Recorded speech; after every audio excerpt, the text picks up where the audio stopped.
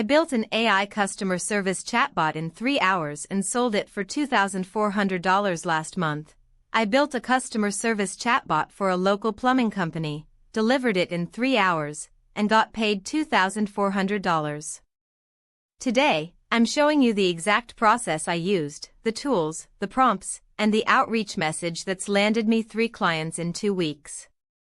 By the end of this video, you'll know how to build a functional AI chatbot that can handle customer questions, book appointments, and qualify leads for any local business.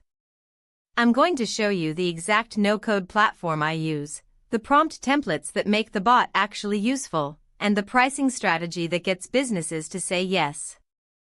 Full transparency, my first chatbot actually took 6 hours, not 3. And the client asked for 2 rounds of revisions before approving it.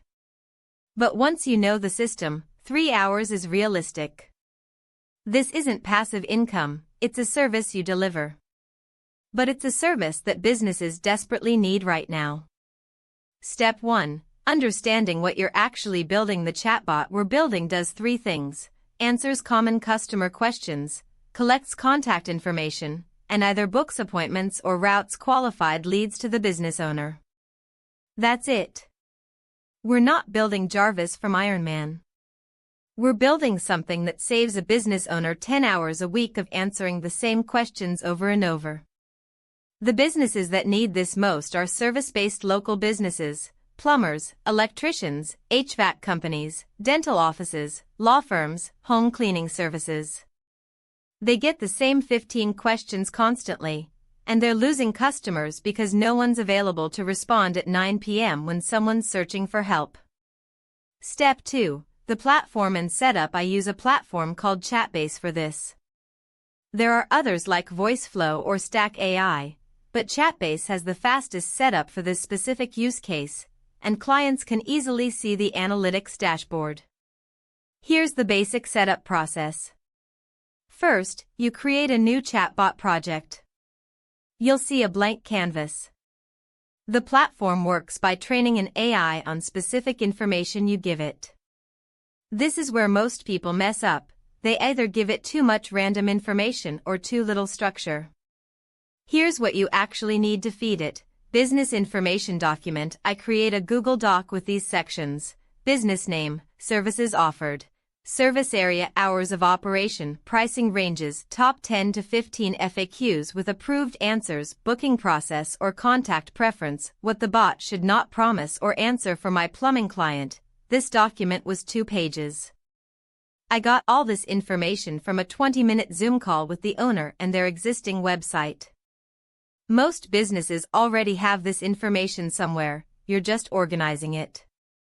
You upload this document directly into Chatbase, and the AI trains on it in about 3 minutes. Step 3. The prompt engineering. The system prompt is what tells your chatbot how to behave.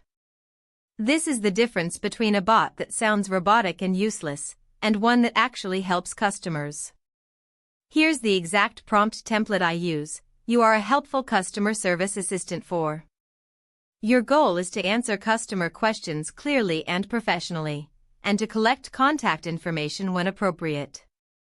Guidelines *. Keep responses under 3 sentences when possible. If you don't know something, say, "Let me connect you with the team for that specific question," and ask for their contact info. Always be friendly but professional. For pricing questions, provide the range from the documentation, then offer to have someone provide an exact quote. For emergencies, prioritize getting their contact info immediately. After answering 2 to 3 questions, ask, "Would you like me to have someone from the team reach out to you?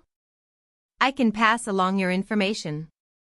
Never * make up information not in your training data. Promise specific availability without confirmation. Provide medical, legal, or emergency advice beyond connecting them to the business.